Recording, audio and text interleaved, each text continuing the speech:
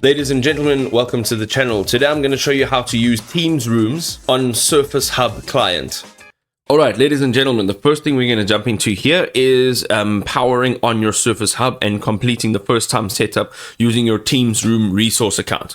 For optimal performance, connect it via a wired Ethernet. While Wi-Fi is supported, a wired connection delivers superior reliability as well as much better speed.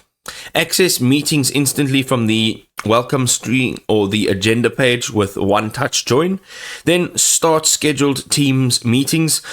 Launch instant meet now sessions or use the dial pad for PSTN and peer-to-peer calls. Tap the left side of the screen to reveal essential controls. This will include mute, unmute, camera and microphone, present content, invite participants and end calls. You can now also see there's enhanced collaborations with chat bubbles, reactions, and also PowerPoint Live, which is great. You can now leverage direct guest join for Cisco, WebEx, and Zoom meetings. You can utilize coordinated meetings and proximity joins for seamless experiences, and also manage devices centrally via Teams Admin Center or Teams Rooms Pro Management System.